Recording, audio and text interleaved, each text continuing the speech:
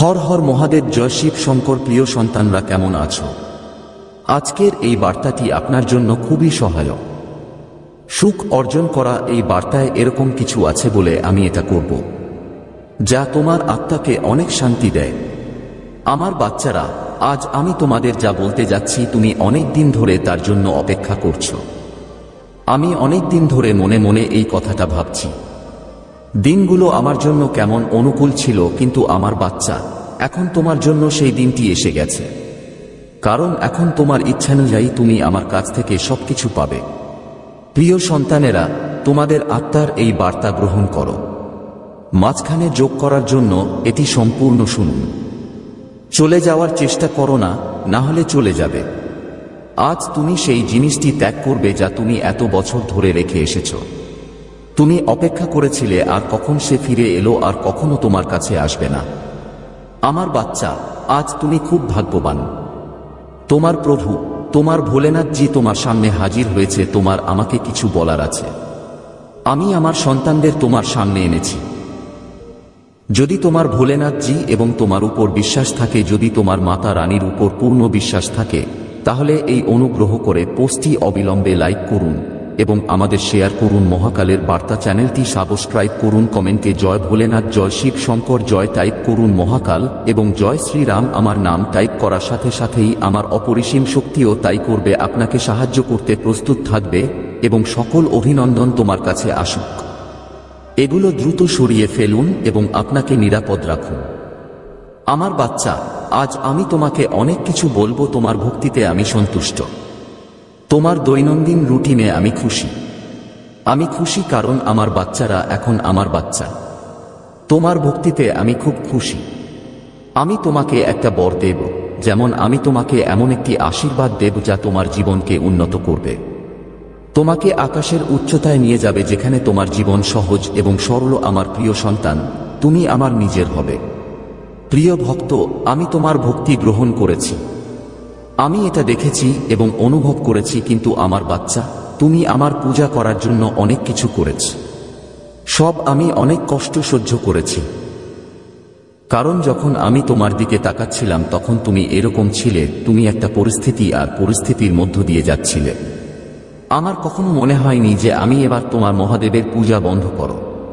আমি এটা দেব, কারণ আমার এত সমস্যা কেন হবে? এটা তখনই ঘটছে যখন আমি আমার মহাদেবজির পূজা করি। আমি ভোলেনাথজিকে অনেক ভালোবাসি এবং আমি আমার জীবনে তাকে অনেক সম্মান করি। কেন এই ধরনের জিনিসগুলি এত বড় সংকটে আসে?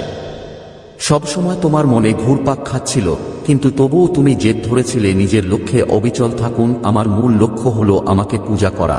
তারপর তোমাকে আমার ভক্তি আজ আমাকে খুশি করেছে। তোমার ভক্তির ফল আমাকে দিতে এসেছেন। তোমার আত্মা সবসময় আমার সাথে সংযুক্ত। বাচ্চা, তুমি আমার কথা ভাবছো আর প্রশংসা করছো, যার কারণে তোমার আত্মা এখন পবিত্র দিব্যা হয়ে গেছে। আমার সন্তান, তুমি সবসময় আমার সাথে আছো এবং আমার ইচ্ছা এবং আমার নিষ্ঠুর নীতিগুলি তুমি আমার নির্দেশাবলী অনুসরণ করেছ। তুমি আমাকে হতাশ করেছ বলেই আমি আমার জীবন চালিয়েছি। তুমি জানো আমি কি করি আর আপনার চাহিদা অনুযায়ী আমি এটি কিভাবে করব। আমি আমার জীবনকে আরো ভালো করে তুলেছি। কিন্তু আমার সন্তানরা, প্রচণ্ড রোদের মধ্যেও তুমি আমার জন্য চোখের জল ফেলেছ। ঝড়ে পড়েছে, তুমি প্রচণ্ড রোদে আমার জন্য প্রার্থনা করেছিলে, হে প্রভু, তোমার প্রতি আমার এই ভক্তি আছে। আমি এভাবেই করছি, কিন্তু তবুও আমার অনেক কিছু মনে হচ্ছে। আমার বাচ্চারা কেন এত কিছুর দ্বারা কষ্ট পাচ্ছে? এই বার্তায় আপনি প্রশ্নের উত্তর পাবেন। যতক্ষণ না তোমার সাথে দেখা হয়, শেষ পর্যন্ত তুমি আমারই। আমার সাথে থাকুন এবং আমার বার্তাটি সম্পূর্ণ করুন। এই বার্তায় আমি তোমাকে যা বলছি তা শুনতে থাকো। আমি তোমাকে বলছি, আমি যা বলি তার প্রতিটি কথা লিখে রাখো এবং এটা তোমার ভেতরে ঢোকার চেষ্টা করো। কারণ যখন তুমি আমার কথাগুলো লক্ষ্য করবে এবং ভেতরে গেলে তুমি নিজেই বুঝতে পারবে তোমার মহাদেব এত সময় নিলেন কেন। আমি তোমাকে আমার কিছু দিতে যাচ্ছিলাম। বাচ্চা, তুমি তোমার বাড়িতেও আমার জন্য অনেক কিছু করেছ। আমাকে বকা দেওয়া হয়েছে। তুমি কি করছো? তুমি ভক্তিতে এত মগ্ন গেল, এটা এমন যেন তোমার সামনে বা পিছনে কেউ নেই এবং তোমার এখনো অনেক কিছু দেখার বাকি ছিল। অনেক কাজ করার ছিল, কারণ তুমিই ছিলে, তুমি আমার একমাত্র বৃষ্টি আর তুমি আমার ভালোবাসার একমাত্র উৎস। যদি তুমি এইভাবে ভক্তিতে মগ্ন হও, তাহলে আমার ঘর কিভাবে চালাবেন তা নিয়ে অনেক চিন্তা করতে হবে। তোমার বাবা মা তোমাকে বকাঝকা করতেন। তিনি ব্যাখ্যা করতেন যে তোমার ভক্তি করা উচিত, কিন্তু সেই সাথে তোমার ঘরের কাজগুলোও দেখো। আমি তোমাকে পূজা করতে বাধা দেব না, কিন্তু আমার বাড়ি এবং আমার পরিবার দেখাও ভক্তির মতো, কিন্তু তুমি কখনোই আমার ভক্তি গ্রহণ করনি। তুমি সর্বদা বারবার আমি কিছুই করতাম না, শুধু তোমার ভক্তি দিয়ে তাদের খুশি করার চেষ্টা করো। তুমি যেভাবে ভাবতে যে আমি প্রভু খুশি হন, তুমি আমার জন্য একই কাজ করতে। আমি অনেক কষ্ট পেয়েছি, আমি জীবনে কষ্ট দেখেছি, কিন্তু তোমার জীবনের সব দুঃখ আর নেই। এবার তোমার শেষ আসবে মহাদেবজি নিজেই। তুমি আমার উপর তোমার আশীর্বাদ বর্ষণ করবে এবং তোমার যা যা প্রয়োজন আমি এনে দেব। আমার হৃদয়ে একটা ইচ্ছা ছিল আর আমার ভক্তি ছিল। আমি আমার বাচ্চাদের আমার ভক্তি এত সহজ এবং সরল নয়। ভক্তি একভাবে সহজ, আবার অন্যভাবে এটা একটু কঠিন, কিন্তু আমার ভক্তের পছন্দ আমাকে বলে যে আমার কি ধরনের ভক্তি করা উচিত। যদি তার হৃদয় পরিষ্কার থাকে এবং সে মনে পবিত্র থাকে, যদি আমি ভক্তি করি তাহলে সে আমার ভক্তি চায়। তুমি যেখানেই থাকো না কেন এটা করতে পারো। আমার মন্দির আর আমার ছবি দরকার না, কিন্তু এটা শুধু দেখানোর জন্য। যারা উপাসনা করেন তাদের কাছে প্রদর্শনী চূড়ান্ত, এটা প্রয়োজন, কিন্তু দেখানোর মতো কিছু নেই। ভক্তি করতে চাইলে এটা ঘটে তোমার হৃদয় দিয়ে। সত্যিকারের ভক্তি করো, তোমার শরীর দিয়ে করো, তবেই আজ তুমি তার প্রতিদান পাবে। আমার এই ভক্ত আমি আমার হৃদয়, মন এবং ধন দিয়ে পূজা করেছি, তাই আমি আজ তার সামনে হাজির, তাকে দর্শন দিতে এবং তার ব্যবস্থা করতে। এখন আমি তার জীবনে এসেছি সংশোধন করার জন্য। এত আনন্দের ভূমিকম্প আমি এটা আনবো যা তার পুরো জীবনই বদলে দেবে। আর এখনই শুরু হবে নতুন জীবন। আমি কোন কিছুর জন্য আকাঙ্ক্ষা করব না এবং কিছু একটার জন্য কাঁদবে, সেও সবকিছু পায়। এর জন্য তারা একে অপরের অনেকের কাছে যাবে। আমি কথাগুলো শুনতাম, কারণ আমার বলার মতো কিছুই ছিল না। কারণ যখনই আমি কারো কাছে কিছু চাইতাম, মানুষ তোমাকে কিছুই দেয়নি এবং তোমার সাথে খারাপ ব্যবহার করেনি। আমি এটা ফেরতও দিতাম, কিন্তু এখন সময় এসেছে।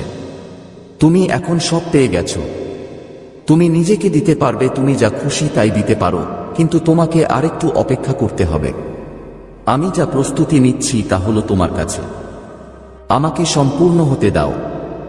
সন্তুষ্টি এবং কৌতূহলের জন্য সবকিছু আমি তোমাকে বলছি, কারণ যদি আজ আমি তোমাকে বলি যদি আপনি এই বার্তাটি কিভাবে পৌঁছে দিতে জানেন না, তাহলে আপনি খুব হতাশ হবেন এবং তার জীবন নিয়ে অসন্তুষ্ট হয়ে পড়ে। এজন্যই তুমি যে কোনো কিছু করতে প্রস্তুত। তুমি তোমার জীবন দিতেও প্রস্তুত ছিলে, আমি এর জন্য প্রস্তুত ছিলাম, তাই প্রতিরোধ করতে পারিনি। আর আমি এখনই তোমার কাছে এসেছি। আমার বাচ্চারা এখনো আছে বলে তোমাকে ভাবতে বাধা দেওয়ার জন্য তুমি কিছু করো না। তোমার জন্য প্রস্তুতি চলছে, কারণ তুমি খুব পবিত্র আত্মা। হ্যাঁ, তোমার আত্মা আমাকে পূজা করেছে, আর তুমি আমার প্রতি যে ভালোবাসা তৈরি করেছ তার ফল এখন তোমাকে গ্রহণ করে। যে ভক্ত শিবের সাথে হাত মেলাবে সে থাকবে। ভগবান শিব কখনো একা থাকেন না, সর্বদা তাদের রক্ষা করুন এবং প্রতিটি যন্ত্রণা থেকে তাদের রক্ষা করুন। আমার বাচ্চারা তোমাকে আমার থেকে দূরে রাখে। তুমি অনেক ছোট, বয়স বাড়ার সাথে সাথে আমার ভক্তি বাড়তে শুরু করেছে। এত অল্প বয়সে মানুষ ঠিকমতো হাঁটতে পারে না, তারা শিখতেও পারে না, কথা বলতেও শিখতে পারে না। যখনই তুমি কিছুটা জ্ঞান ফিরে পাবে এবং যদি তুমি তোমার জিহ্বায় কোন শব্দ শুনতে পাও, তাহলে তুমি প্রথমে আমার নাম এবং আমার ভক্তি মনে রেখো। আমি এটা করার সিদ্ধান্ত নিলাম কারণ আমার বাচ্চারা যে বয়সে বাচ্চারা খেলা করে এবং লাফায়, এবং সেই বয়সে তোমার শৈশব উপভোগ করো। তুমি আমার পূজা করতে শুরু করেছ এবং আমার কাছে প্রার্থনা করতে শুরু করেছ। তুমি কি আমার আগের জন্মের সন্তান? তুমি আশীর্বাদ পাওয়ার যোগ্য। তুমি আমার জন্মের অনুগ্রহ, তোমার ভক্তি আমার পূর্বজন্ম। তুমি এই জন্মে এটি সম্পন্ন করছো, কারণ জন্মের সময় তোমার ভক্তি অসম্পূর্ণ ছিল। এই কারণেই তুমি এত বিচলিত এবং ব্যথিত ছিলে। তাহলে আমার ভক্তি কিভাবে পূর্ণ হবে? বাচ্চারা, এই কারণেই এই জন্মে যখনই তোমরা তোমার হৃদয়ে ভক্তি একইভাবে রাখো, করার তাগিদ জাগলো এবং তুমি ভক্তি করতে শুরু করলে। আমি আমার আগের জীবনে আমার বাচ্চাদের নিয়ে ব্যস্ত ছিলাম। তুমি একজন ঋষি এবং তপস্বী ছিলে। তুমি তোমার ভক্তি দেখিয়েছিলে, এভাবে শুরু করেছিলাম এবং করতে থাকলাম, কিন্তু তুমি সেই জন্মেও তোমার ভক্তি করে চলেছ। আমি অসম্পূর্ণ রয়ে গেলাম, যার কারণে তোমার যদি আমি এই পৃথিবীতে আবার জন্মগ্রহণ করি, তোমার প্রতি সেই ভক্তি স্মরণ করে তাকে যোগ্য করে তোলা হয়েছিল। এই জন্মে তোমার অসম্পূর্ণ ভক্তি পূর্ণ করো। তুমি এটা সম্পূর্ণ করতে পারো এবং তুমি সেটাই করছো। কিন্তু আমার বাচ্চারা যাই করুক না কেন, এটা খুব ভালো। আমি এইসব জিনিস নিয়ে খুব খুশি। আমি খুশি কারণ যখন কেউ আমাকে পছন্দ করে, যদি কেউ ভক্তি ও উপাসনা করে, তাহলে আমি খুবই অনেক বেশি সুখী হয়ে ওঠে। তাই আমার এখন বাচ্চা, তুমি মোটেও চিন্তা করো না। যখন তোমার ভগবান ভোলেনাথ প্রসন্ন, তাহলে এখন তোমার জীবনে এমন কিছু নেই, পরিস্থিতি আসবে না, তুমি আমার বাচ্চাকে সামলাতে পারবে না। তোমার আশেপাশের লোকেরা মনে করে যে এটা তুমি কি এত অল্প বয়সেই পূজা শুরু করেছ? এই সাধু হয়ে গেলেন, সে কি যাবে নাকি কোন মহান তপস্বী যাবে? এই বিষয়গুলো নিয়ে ভাবলে তুমি আগে আলোচনা হতো, কিন্তু তারা অথবা এটা জানা যায় না যে ঈশ্বরকে স্মরণ করলে, ঈশ্বরের উপাসনা করলে কেউ সন্ন্যাসী হয় না এবং ঈশ্বরের উপাসনা করে কেউ সাধু হয় না, এবং সবাই দুটি পূজা করতে পারে। এটি কষ্টের কারণও হতে পারে এবং এটি সৃষ্টি করে পৃথিবীতে এমন অনেক প্রাণী আছে যারা কষ্ট পেলেও তুমি আমার ভক্তিতে মগ্ন থাকো। হয় তাই এমন নয় যে যদি তুমি ভক্তি করো তাহলে তোমাকে সবকিছু ছেড়ে দিতে হবে। শিবকে ত্যাগ করেও তুমি তাকে এভাবে খুঁজে পেতে পারো, কিন্তু যে বলিদান শিবকে করে সে সর্বোত্তম অর্জন করে। এটা ঘটে কারণ সে আমাকে নিজের কাছে রেখেছে।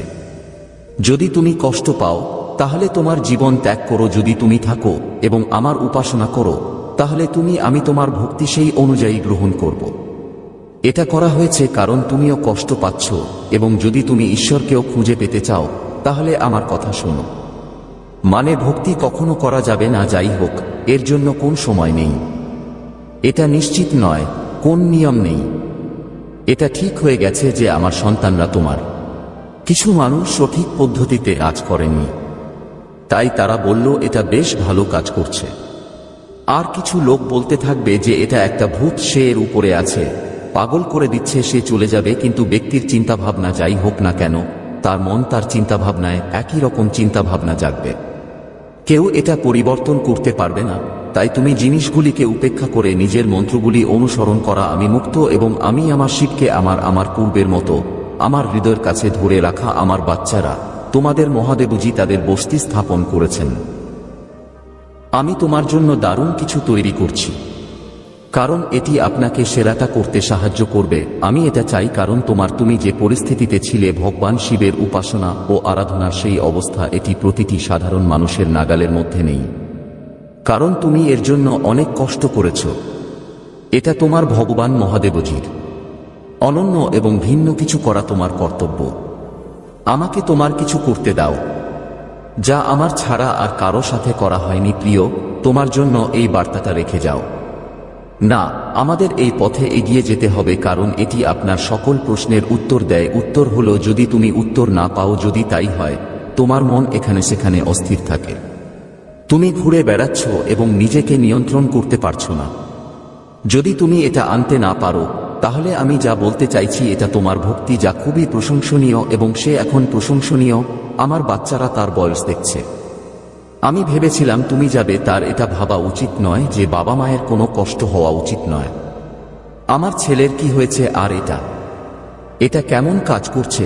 কিন্তু আপনি যেভাবে এই অধ্যায়টি উপস্থাপন করেছেন, শুরুটা এভাবেই হয়েছিল। সত্যি তোমার নামটি এগিয়ে যাচ্ছে এবং তোমার ক্রমশ জনপ্রিয় হয়ে উঠছে, কারণ তুমি যা করেছ কেউ কখনো তা করেনি। আমার বাচ্চারা কিছুই করেনি যতক্ষণ না তাদের এলাকার মানুষ তোমাকে সামলাতে পারে না। ততক্ষণ পর্যন্ত তুমি আর কিছুই করো না, শুধু তুমি তোমার মূর্তিটাও সামলাওনি। আমি মনে করতে শুরু করলাম যে এরকম এই পরিস্থিতিতে তোমার মহাদেবজি তোমার। আমি প্রতিটি মুহূর্ত কোথায় এবং কখন তুমি ছিলে তার হিসাব রাখছিলাম। তুমি কি করছো এবং আমার জন্য কার সাথে দেখা করছো, তুমি লড়াই করছো আর কার কথা শুনছো। কারণ আমার বাচ্চা, তুমি অনেক শুনেছ, এটা বড়। তোমার এখন পর্যন্ত নেওয়া প্রতিটি নিঃশ্বাস, যদি তুমি আমার সম্পর্কে অনেক কিছু শুনে থাকো, এই জন্যই আমি তোমাকে বারবার বলি যে আমার বাচ্চা, তোমার চিন্তার কিছু নেই। তোমার মহাদেবজিরও দরকার নেই। হাত তোমার মাথায়, যার উপরে মহাদেব প্রভুর হাত কখনো চুলের ক্ষতি করে না। আমি এটা যত বড়ই হোক না কেন করতে পারবো না। সে ব্যক্তি হোক, মানুষ হোক, ভূত হোক বা অসুর হোক, দেবতা হোক, দান হোক, কেউ কিছুই করতে পারে না। মহাদেব একমাত্র সেরা ব্যক্তি আছেন যিনি সবকিছু করতে পারেন। ওরা চাইলে আমাকে থামাতে পারে, ওরা যা খুশি করতে পারে। তাহলে আমার বাচ্চা, এখন তুমি ভাবছো, হ্যাঁ মহাদেবজি, তুমি বলো যে আমি তোমার খুব কাছে থাকি। যদি আমি তোমার খুব কাছে থাকি, তাহলে আমাকে কেন এত কষ্ট সহ্য করতে হবে? রয়ে গেছে আর আমার কোনো কাজই কেন সম্পন্ন হচ্ছে না? আমি অনেক আশা দেখতে পাচ্ছি, আমার সব স্বপ্ন ভেঙে গেছে। আমি দেখতে পাচ্ছি এগুলো সম্পূর্ণ নয়, কিন্তু এখন আমার মহাদেবের কৃপায় আমি অনুভব করি আমার স্বপ্নের পরিবর্তন, আর আমার স্বপ্নগুলো সত্যি হবে। আমার স্বপ্ন পূরণ হলে সবাই তা পূরণ করতে চাই, কিন্তু সম্পূর্ণ করতে পারছি না, কারণ সবাই সেই স্বপ্নের যোগ্য মানুষ। অনেক স্বপ্ন দেখে বলেই এটা ঘটে না। বড়রা দেখতে পাচ্ছেন যে আমি এটা চাই, কিন্তু এর সুবিধা তোমার জন্য নয়।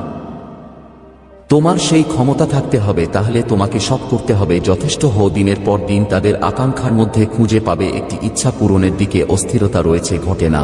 অন্য ইচ্ছা দেখা দেয়। এই ইচ্ছাগুলো নিয়ে কিছুই করা যাবে না লোকটি শেষ না হওয়া পর্যন্ত, ততক্ষণ পর্যন্ত তার আকাঙ্ক্ষা শেষ হয় না। যখন একজন মানুষ শেষ হয়ে যায়, তখন তার আকাঙ্ক্ষা শেষ হয়ে যায়, কারণ আকাঙ্ক্ষা অসীম, এদের কোন হিসাব নেই।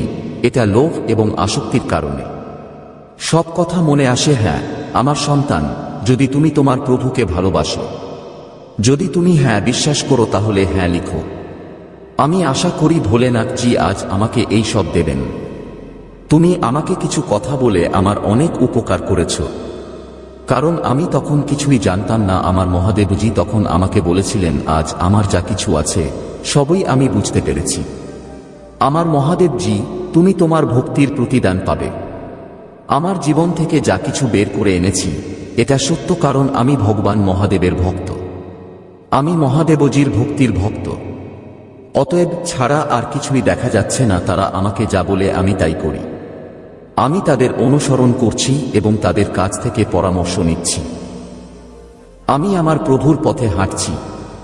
হ্যাঁ, তুমি আমার প্রতি খুব সদয় ছিলে, আমি তোমার প্রতি খুব কৃতজ্ঞ। আমি একটা উপকার করেছি, এই উপকারটা কিভাবে ভুলবো? কারণ আমার মহাদেবজি আমাকে আমার ভোলেনাথ দিয়েছেন। জি আমার জন্য যে সময় বের করেছেন তাতে আমি খুশি। আমার প্রভু আমাকে যা দিয়েছেন তা আমি কিভাবে শোধ করতে পারবো? আমার খুব কাছে এসে গেছে এবং আমি বারবার তাদের বলতে থাকি। আমি উপেক্ষা করে চলে যাচ্ছিলাম, কিছুই বুঝতে পারছিলাম না। আমি বুঝতে পেরেছিলাম যে কখন কি ঘটতে হবে। যতক্ষণ না আমি আমার পথ থেকে বিচ্যুত হই, মহাদেবজি আমাকে তার পথ থেকে সরিয়ে দিলেন। তোমাকে সঠিক পথে পরিচালিত করার জন্য কাজ করেছি। আমাদের করুণাময় ভগবান শিব আমাদের উপর তাঁর করুণা বর্ষণ করেন। এই পৃথিবীতে কেবল আমার সন্তানরা বেঁচে আছে, সে সুখ দুঃখ দুটোই সহ্য করতে শিখেছে। যদি তুমি এটি পড়ে থাকো, তাহলে তুমি অবশ্যই ঈশ্বর সম্পর্কেও শুনেছ। 14 বছরের জন্য নির্বাসনে যেতে হয়েছিল, যখন তিনি ছিলেন রাজার ঘরে জন্মগ্রহণকারী একজন রাজপুত্র। এমনকি যদি তারা এটি গ্রহণ করেও, তবুও তাদের ব্যথা এবং কষ্ট থাকবে। আমাকে এক জীবন্ত জীবনের মুখোমুখি হতে হয়েছিল। আমি 14 বছর ধরে কুঁড়ে ঘরে জীবন কাটিয়েছি এবং সেখানকার ফল এবং ফুল খাওয়ার পর আমি তার সাথে আমার জীবন কাটিয়েছি। আমার গল্পটাও তোমার সাথে শেয়ার করি। এটা বেদনাদায়ক ছিল, কারণ যার কাছে সমস্ত আরাম ছিল আর তাকে খালি পায়ে কাঁটার মধ্য দিয়ে হাঁটতে হয়, আর কুষা মাদুরের উপর ঘুমানো অনেক বড় ব্যাপার। ব্যাপারটা হলো তুমি খুব সহজ সরল মানুষ। হ্যাঁ, তাহলে তোমার দুঃখ খুব ভালোভাবে প্রকাশ করা উচিত। আমি এখানেও আমার বাচ্চাদের দেখতে পাচ্ছি। তোমার কৃষ্ণ কানহাইয়া যে দাপর করল, আমিও এই পৃথিবীতে জন্মেছি। সে অনেক দুঃখ দেখেছে। জীবনে সঠিক পথে চলা কঠিন। আমি তপস্যা করেছি এবং নিজেকে তাপের লোহার রড বানিয়েছি। তুমি যদি আমার সন্তান হও, তাহলে ঈশ্বর তোমাকে সাহায্য করবেন। রাম ও ভগবান কৃষ্ণের করুণ কাহিনী যদি তুমি জানো, তাহলে তুমি কখনোই তোমার দুঃখের কথা জানতে পারবে না। যদি তুমি এটা নিয়ে না ভাবো, তাহলে আমার বাচ্চারা বলবে, আমার এর মানে হলো যে এখানে যেই আসুক না কেন তাকে একটু দূর থেকে কষ্ট দেখতে হতো। সবাই সব দিক দিয়ে সুখী নয়, আমি বুঝতে পারছি, কিন্তু আমার বাচ্চারা, তোমার ভক্তি অপরিসীম, তোমার বিশ্বাস আর বিশ্বাস অটুট, এই বিশ্বাস এবং বিশ্বাস এই কারণে তোমার মহাদেব জি তোমার সাথে আছেন, সংযুক্ত থাকে এবং তোমার শক্তি তোমার কাছে পৌঁছায়। নাকি এমন কোন ঐশ্বরিক শক্তি আছে যে তোমার শরীর যেন এক ঐশ্বরিক বজ্রপাত, তোমার কোন প্রতিশ্রুতি থাকবে না করতে